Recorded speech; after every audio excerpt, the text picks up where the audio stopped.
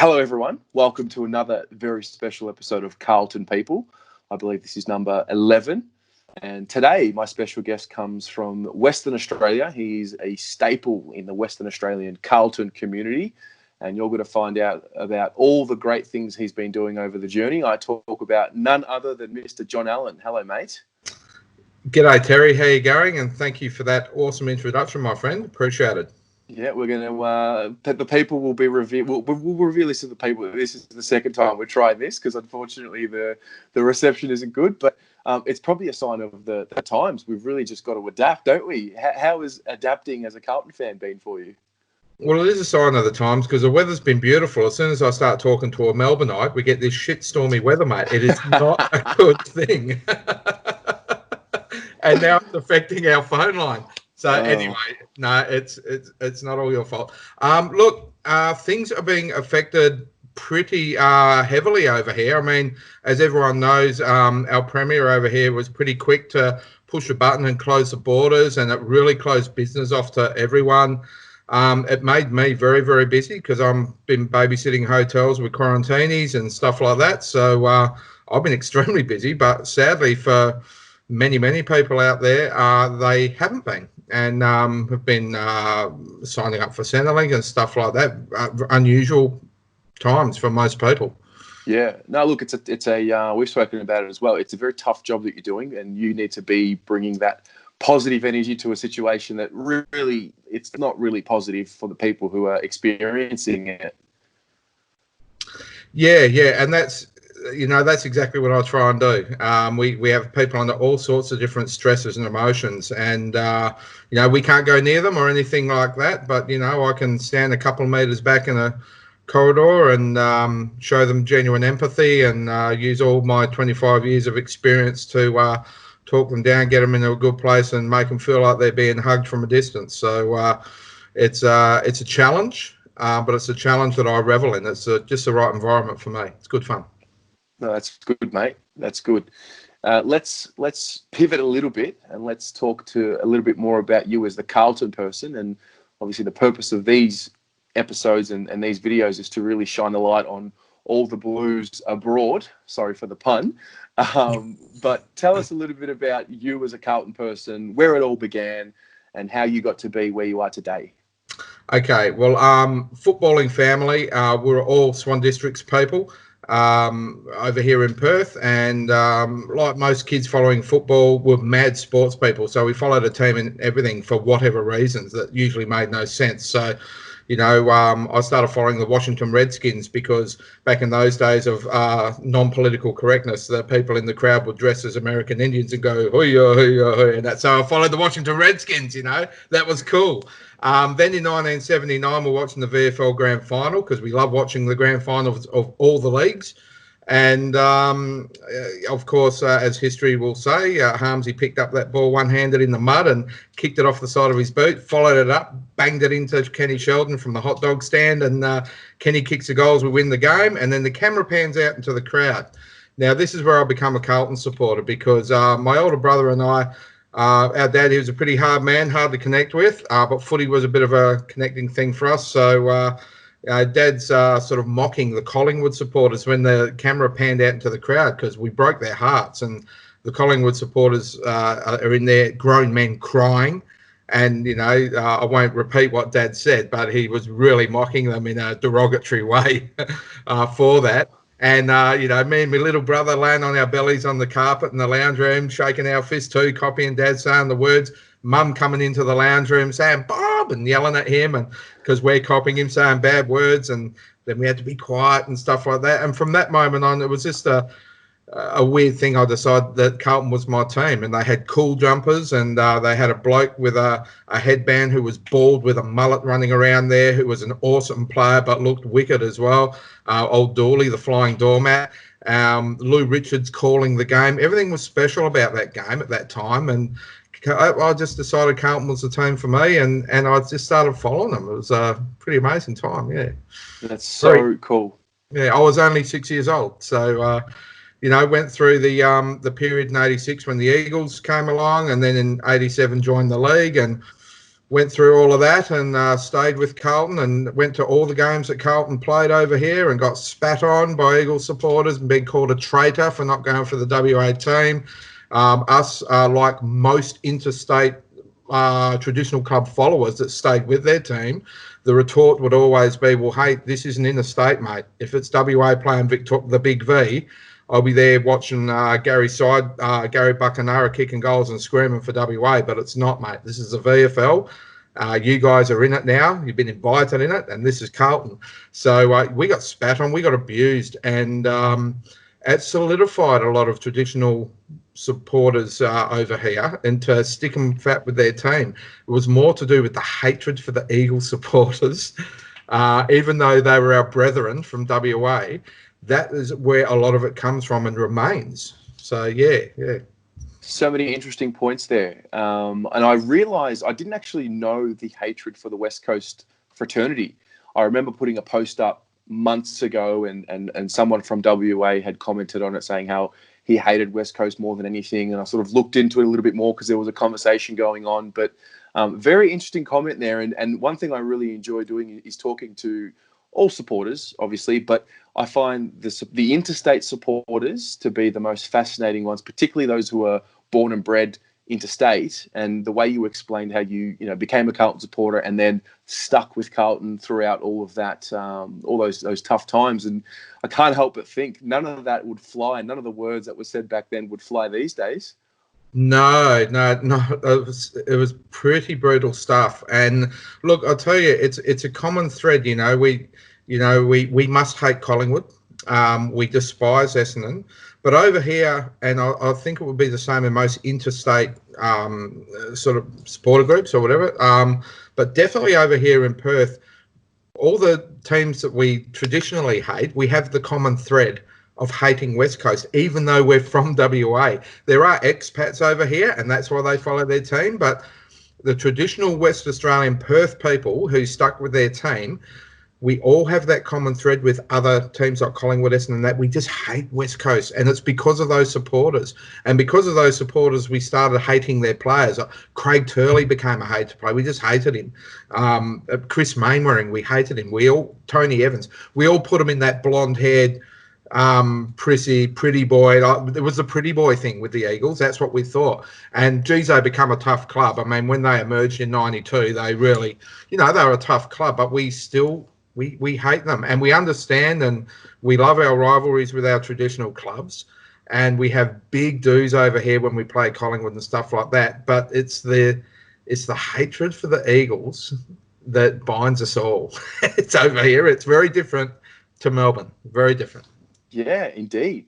And the other key point in terms of supporters I really enjoy connecting with are those who have seen a generation before me. And, I've really, my memory really kicks in about 2007, 2008. That's when it really starts kicking in week to week. Barry.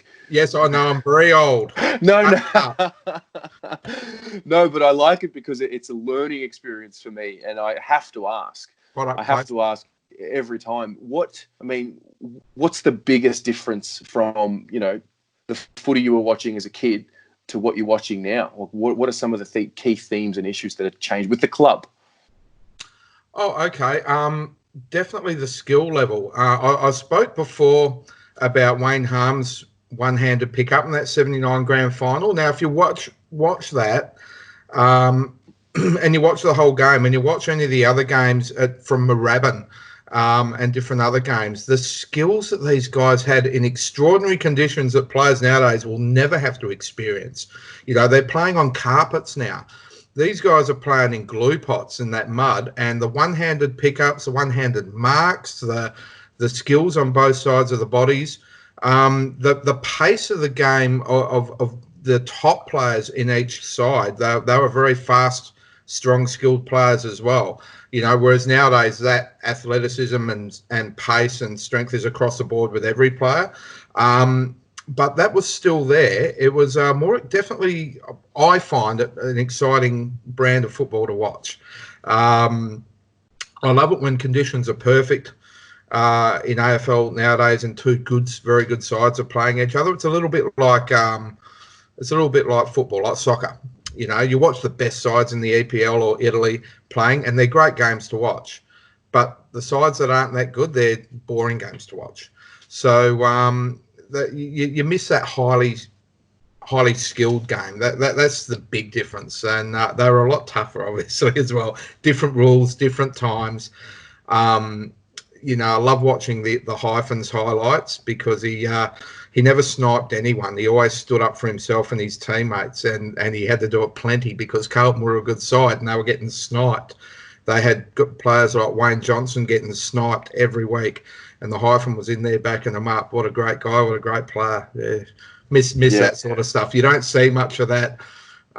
Stevie Baker was a fun one. He was a pretty tough little bugger, but you don't see much of it nowadays, do you? No, absolutely not. I mean, for one, I love a bit of Toby Green. I love a bit of an eye gouge. Yes, so do I. And it's probably something we lack at Carlton now. We don't really have I don't know if you call them an enforcer or whatever you want to call them. We don't really have that guy or those two guys that really rough up the other team. We seem to have, they're not pretty boys, but they seem to be, maybe it's because they're just still so young. They haven't really come into their bodies yet. We don't really have too many physical specimens. Would you say that's fair? I'd say that's fair. I like Nick Newman. I think he has the potential to be that type of player, and I've seen that in him a lot since he's come to Carlton. I didn't really notice it when he was Sydney, but I didn't notice him at all when he was Sydney, to be honest. I knew he was a good player, often on the fringe and all of that, and I really can't remember any major highlights. But since he's been at Carlton, he's shown plenty of that mung, and I love that. That's and you do need a bit of that for sure. I'd love to see some of that in the forward line. That's where we really miss it, you know. Some of those good lock-in forward line players that put the pressure on. We don't really have that yet, and I hope it develops with someone. Mm-hmm. I don't see it right now at the moment with us. I see we've got good, talented key position players in the forward line. Jack Martin's probably one that has that physicality. That's good. But we'd like to see another mung in there supporting him, that's for sure. Yep, definitely. And now obviously I did mention that you're one of the staples of the Western Australian Carlton fraternity, and I want to turn the focus to the WA Blues and Breakfast with the Blues as well, because when I go onto the Facebook group, there's a video on the cover photo of you all singing with Sid Jackson, I believe it is. And and tell me a little bit about the family that you've created there, and a little bit about Breakfast with the Blues as well. Well, the WA Blues themselves have been around since before 1992 unofficially. Yep. Really officially since about 1994. There were some issues with it. It was a group that was started by passionate Carlton supporters over here. The Eagles were emerging, and they felt like it was important to get a supporter group going to watch the games together, keep the faith alive. There were a few issues at a few pubs, at which point the club decided to get involved and had meetings over here, and they formally formed the WA Blues, which is formerly known as the Carlton Football Club Member Network group of Western Australia. Anyway, so they formalised it, had a bit of control, supported it a little bit financially, helped them get off up and going with banners and a few other things, make it feel Carlton-y at the pub where they were home, and just make sure everyone behaved, put in the constitution and all of that sort of stuff. So it was a good thing, actually. It was a really good thing because they had good people in charge at that time in the right place to keep it going, and it built from there. Back in the glory days of the 90s, massive crowds at different venues where they were at home to. The famous one was probably the Maylands Peninsula Hotel, and Hyde Park was another great place where they were home for a while. And during the dark times, we were at a tavern there for about 11 years, and it was sort of stuck out in the northern suburbs. And by the time I came along and was sort of encouraged to come onto the committee, I was already having these grand visions, like wasn't even on the committee, and I thought, geez, I can see we can be doing this and doing that, and that's always been me anyway, come in and try and reinvent the wheel. But I certainly always felt there was a lot of potential because there's thousands of Carlton supporters here in Western Australia, Not all members, and we'd love to convert them all to members. But whenever we play over here, especially those games against the Eagles, which we just haven't seen enough of over the years because we're not a big TV attractive team over here anymore, but that will come back. You just see them come out in their droves. And then last year, of course, we saw that. Murphy, the banana, that great call, and that great game, that great victory. And, no Patrick Cripps ruled out before the game. Charlie Curnow goes down in the first quarter.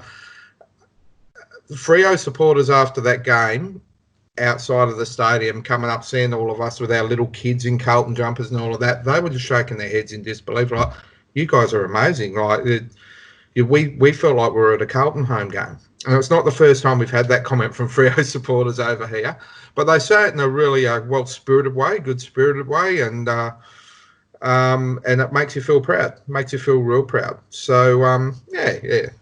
Anyway. Absolutely, yeah. And so when did Breakfast with the Blues begin?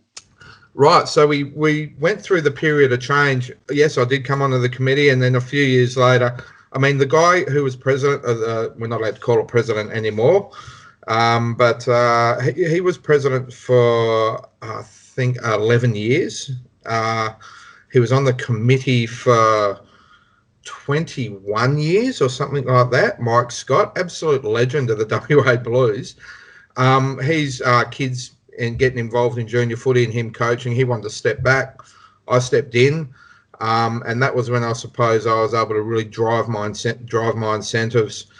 Breakfast with the Blues was one of those. So we needed to go to a venue that was better for watching football, that was more central, so that we could bring people in from the east, west, south, north. And also we needed to promote that, and we needed a platform. So that was when we sort of made contact with the local sport FM station, which supports local sport and community groups and sporting supporter groups. And we went on there not knowing what we were doing. I spent a bit of time putting a format together. They gave me some rough ideas, timings wise, and ads and all of that, and got sponsors on board. We hit the ground running really well. We got it organised, and so it was a little bit robotic at first because it was so organised, and then as we loosened up and got into it, it's just become something that's fun. It's informative. It's passionate. Having the hyphen on every week was a big key to its popularity. Everyone loves listening to the hyphen. They loved him when he was in the media before, and he'd been away for a while. But he talks raw, and he's very knowledgeable and cerebral as well. It's great talking with the hyphen every week. We love it, and he loves doing the show. And then just organising the guests, past players, current players. It's a task every week, but it's just the most rewarding thing. And that the supporters that listen in are loving it. And so we're able to reach out. So then with the new venue, we started averaging over 120 Carlton supporters just for every live screening, watching games live. And the noise, you see that cover photo with Sid Jackson. You mentioned that, so I'll talk about that. That was a game against St Kilda, the second game against St Kilda last year that we won. The MCG. Yep. Oh, yeah, inspirational win. And it was a special day. We actually invited the St Kilda supporter group that day because we were getting Sid Jackson up. We said, hey, do you guys want to come and have some fun? Come to our venue. And they said, yeah, sure. And so they organised a couple of their legends, George Young, nonetheless, premiership player, and Verdon Howe, Brownlow medalist. So we had these three, and we had Sid Jackson. We had these three amazing old legends. And even though St Kilda didn't get the chockies, their supporter group were fantastic. They hung around afterwards. Their president bought me a beer as per the pre-match agreement for the winner. Goes the spoils. Fair enough. And what a day. And it was an emotional day. Polly Farmer passed away that week, so it hadn't even been a week. Polly Farmer and Sid Jackson were teammates from East Perth over here. Both came from East Perth. Were both over in the VFL at the same time, and they were good friends and advocates for Aboriginal, different Aboriginal movements and stuff like that, supporting their communities. And Sid's been fantastic with that and remains an advocate. Yeah. So it was an emotional day, and I interviewed him at halftime live with a microphone, and it was just everyone felt it. There were people with tears in their eyes. It was so emotional, but it was so awesome as well. And he drank us all under the table, the old bastard, as well. Like, Really? oh, he was amazing. He was just. We lost him for a while. We lost him. He walked off, and his family, or his very, very close friends, they're like family, the Harts, Johnny Hart, big shout out. He'd flown in, fly out, drove straight down to Bunbury to pick up Sid Jackson. It's about a 2-hour drive, 2 and a bit hour drive. Drove him up for this event, and then after a few beers, we lost him. He'd gone walkabout. So they had to go out of the pub, walk around, find Sid, and he was just happy. He loved it. He hadn't experienced anything like that for a long time, and he wants to come up every year now. And we're so disappointed with this coronavirus stuff because, geez, he would love to be up here again. But what a day! What a day! Great win, great atmosphere, and we're blessed with a wonderful big supporter base over here. Yeah, no, the common theme that I say this to every Interstate fan that I speak to, the common theme I find with Interstate fans and international fans as well that I've met along the journey is just this. I mean, correct me if I'm wrong, but there's just this feeling of you've just got less than what everyone else does in terms of availability and access to watch the games and just content in general. And there's a real harmonious spirit with the Interstate fans. I've never had any run-ins. There's no competition, no competitive spirit with whatnot. As an Interstate fan, from your point of view, how do you feel, what you get from the club for membership? How do you feel the value is, and if it could be improved? For me, it's irrelevant. For me, Okay. I could get nothing for my fee and just my membership badge and my years of service recorded, and I will die a happy man. It does.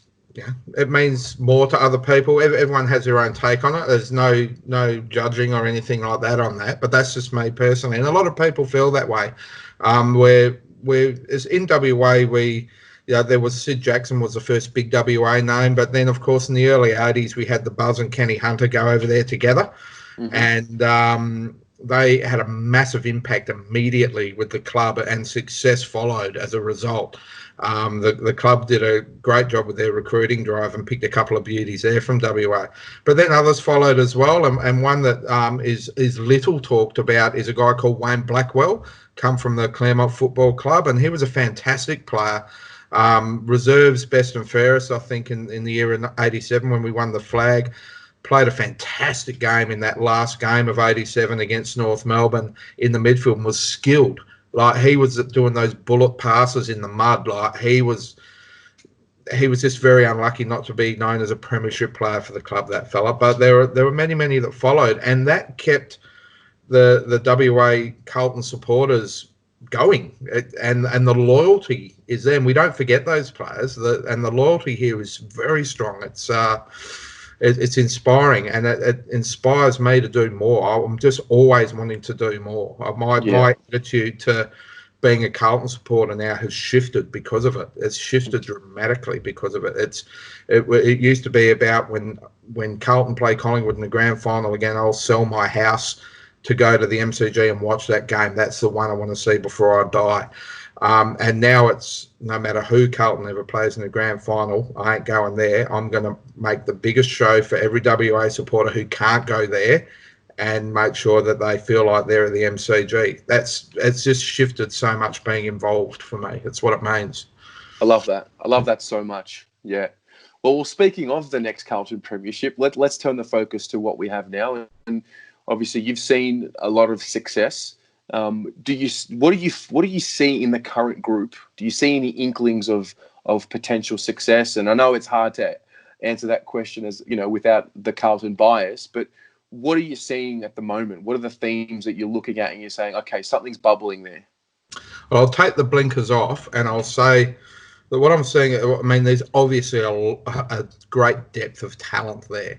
And there's a lot of talent there that have been around for a while. They've had some injury issues and stuff like that, but some that haven't quite achieved what we probably thought they would have by now. So I think there's a great expectation for that to start to accelerate. So, we're not going to be the Brisbane. We get compared to Brisbane a lot, but we were in a different position to Brisbane. However, we are now in a position where these players with football's 12 months a year for these guys now. So in the off season, they're working on their weights programs. They should be getting bigger, stronger, faster, looking at their KPIs every day, being professional. So another off season, and now this whole delayed season's another off season in itself.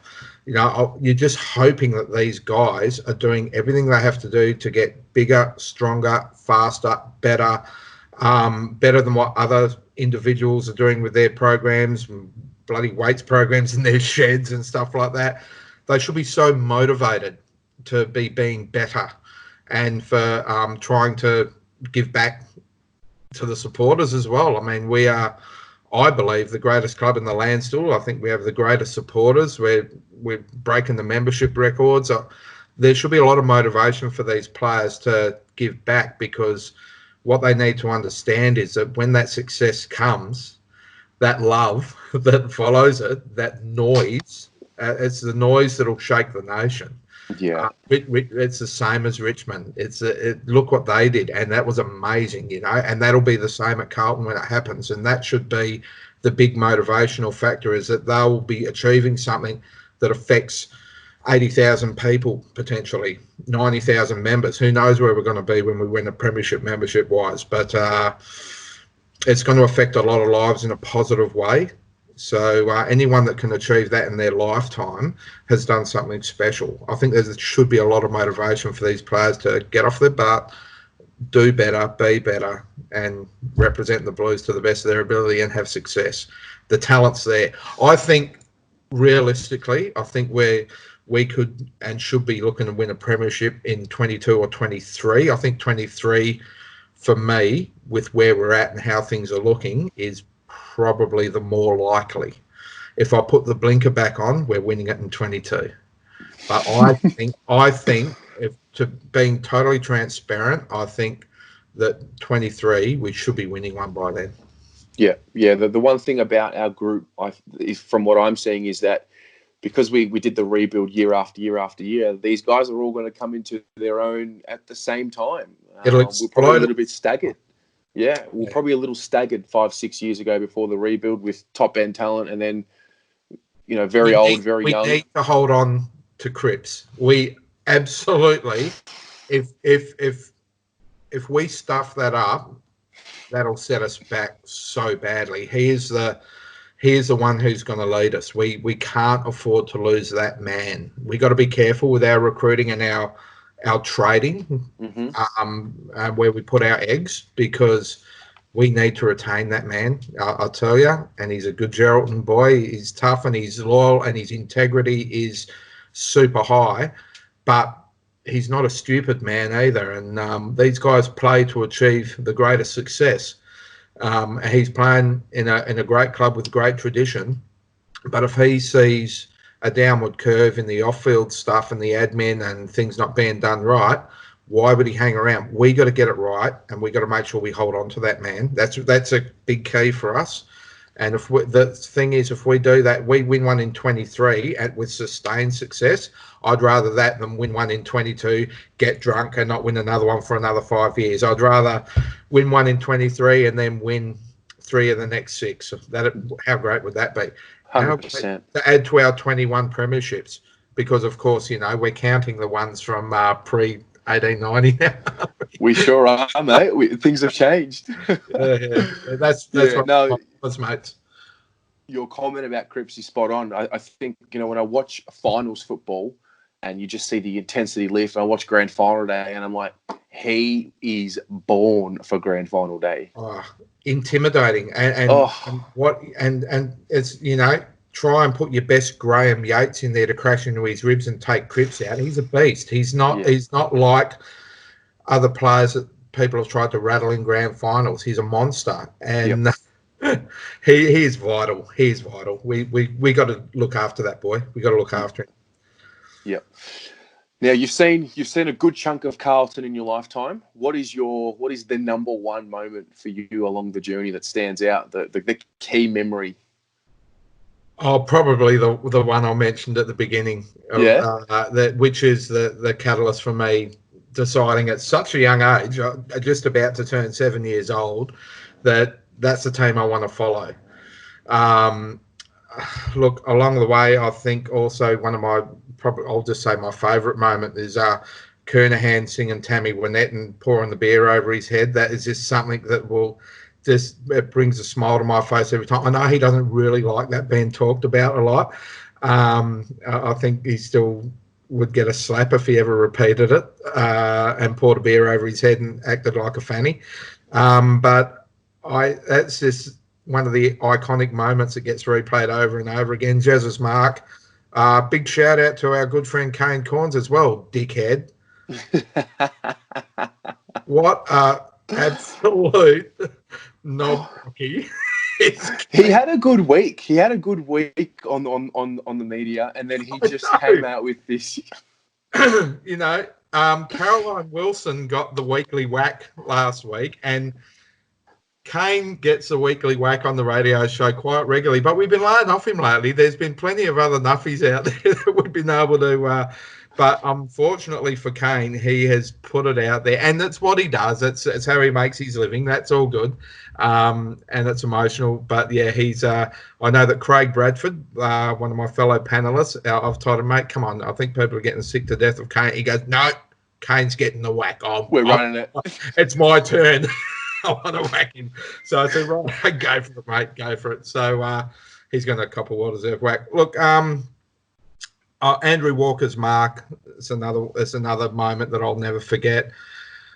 And look, over the last 20 years, there haven't been many great moments. Probably Juddy's elimination final in 2013. He come back from injury, didn't play in the game before against Port Adelaide. It was an inspirational, Cooter's year in 2000. There's and just every time I watch the Blues, I just the love I have for them.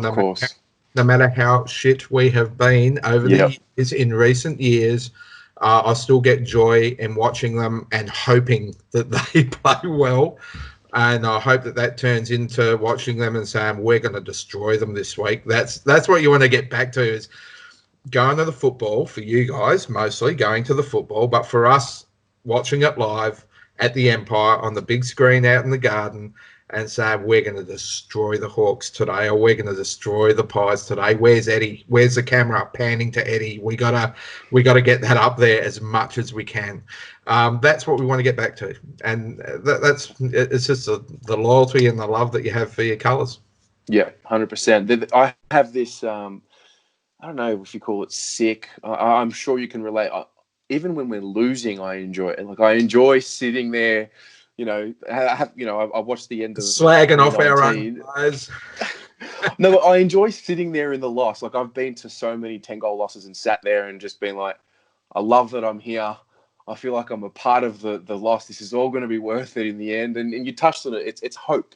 And you remove hope from someone and you give, there's nothing left. And it's just that hope that today's going to be the day. Like, Fremantle, Charlie goes down, no Crips. But there was that glimmer of hope, and that when that hope turns into a win, the way it did against Freo, for example. My God, I wish you, Dan, some of my other friends from over there had have been there in that cheer squad when that happened, and we were getting rained on. Yeah, we were, but at just you didn't even know. Our good friend Liam, of course, down there running the cheer squad, waving the big flag. Just with the jumping and high-fiving and carrying on that was going on, nearly broke his nose, had blood pouring down his face. It was so dramatic. It was so, it was just, I was swearing in front of my kids, and I've never done that at the footy before. That game was important for Carlton supporters in WA. Yeah, and I know every Carlton supporter to have some joy and to have some hope and have a great win, but to win like that, when Fremantle kicked that second last goal with only a couple of minutes to go, it wasn't looking great. Actually, I think it was only a bit over a minute, and it was like, oh geez, here we go. We've ditched it here. We've ditched it. And then that last goal, oh man! And we were giving it to the the Freo forwards down at our end, like just Liam again giving it to the players. That's so good. The spine didn't stop tingling. I was yelling out to the second tier after the game when things finally calmed down a bit and we stopped singing the song.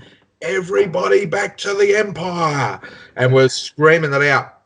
We had a few hundred people got on the train, come back to the Empire. We drank it up all night, and we were talking about it. Was just, and they weren't expecting it at the pub. They were expecting maybe a few Dockers supporters to rock up if they won. No, there's a few hundred Carlton supporters coming down there to empty their kegs, and they had to call in recruits. They had to wake people up and say, "You got to come into work. Like, we're screwed here. I need help. I'm one person behind the bar." And they all came in to their credit. Love our friends at the Empire, and made it a great night for us. That's what it's about over here. And I suppose with only the one, or if we're lucky, 2 games that we get over here, a win is celebrated like, oh God. In this day and age too, yeah, in the times that we are in at the moment. But it's like, they've heard sing karaoke. It's not always pretty, but the win is celebrated with gusto. Yeah, absolutely. Yeah. I want to ask you a few last questions before we wrap up. You've answered usually the last questions that I usually asked. So I want to get from you, and this will be something we can look back on in a couple of years and you can put a crystal ball out. But which of our young players that you see that probably don't get spoken about, do you see some serious potential in that probably don't get spoken about for the future? Oh, that don't get spoken about. I mean, Sam Walsh, probably got to take him out of there. They all get spoken about now because they're all young, amazingly talented, highly touted players. So I'll have to say Brody Kemp, although, again, he is spoken about, but we just haven't seen it yet. And we're all excited to see Brody Cripper Kemp in action. I still got to stand by my boy, the Prince of York, Zach Fisher, 100%. Yeah. Shout out to you, Zach. This is frustrating, this whole coronavirus thing, because this was the year of the Zach. It was the year of the Zach. I know, mate. It was the year of. Oh. I can't say Charlie because is there a more talked about player at Carlton than Charlie? I mean, let's face it, Charlie did start coronavirus. Charlie starts everything. It's all Charlie's fault. It's Charlie's fault. It's Kane Little's fault.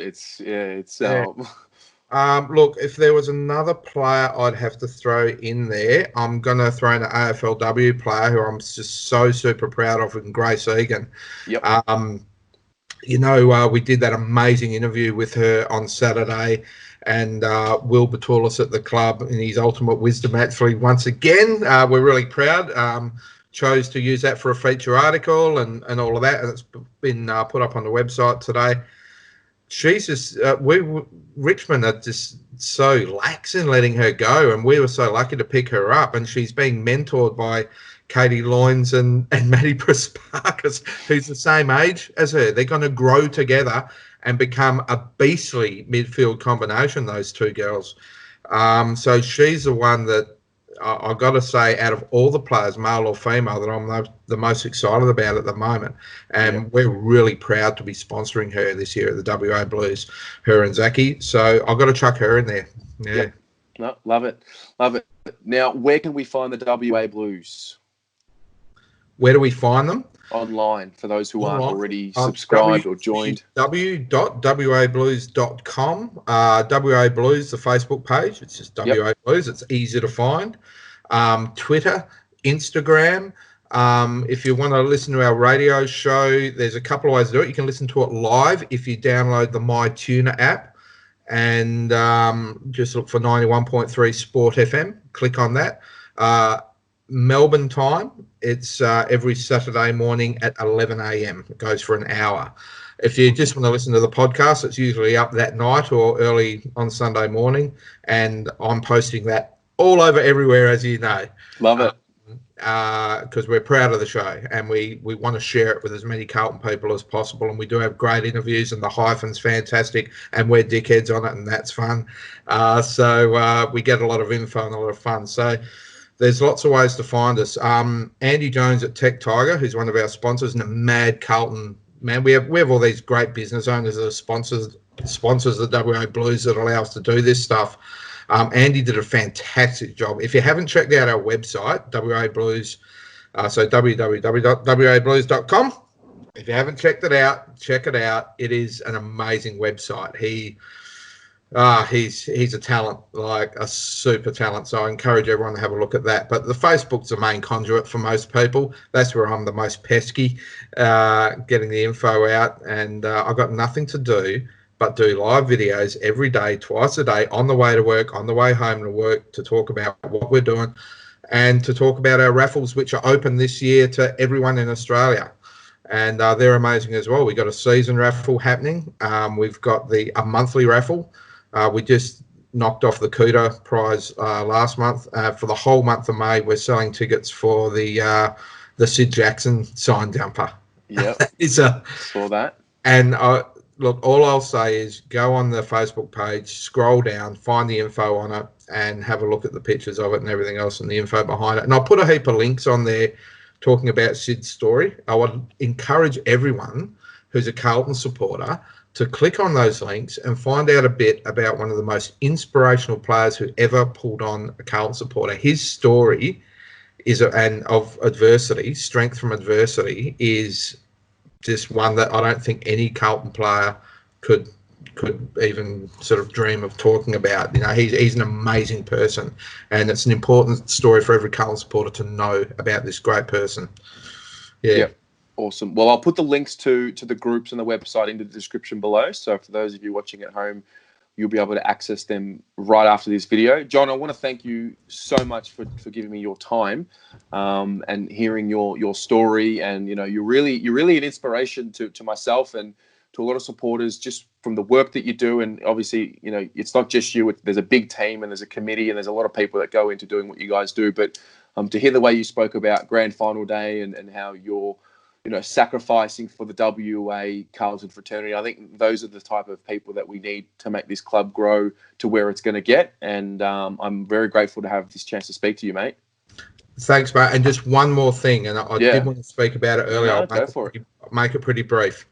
To everyone out there like yourself and Dan, who's hilarious, the guys from Carlton Live, anyone out there that's a Carlton freak that is getting involved in media, social media at a lower level, learning as you go, getting better, getting more creative, making it more fun, and doing it in their different ways. Like the Carlton Live guys are funny. They do it in their way, and it's just, people love it.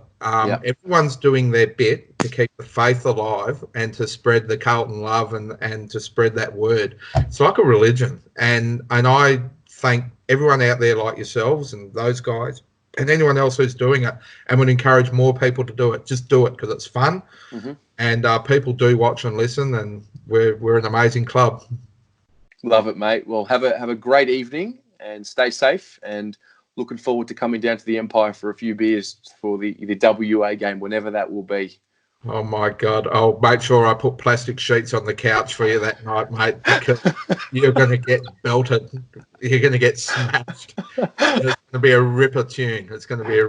So, anyway, mate, it's been a pleasure. Thanks for having me on. I really enjoyed it. No worries, mate. Go Blues. Go the Blues.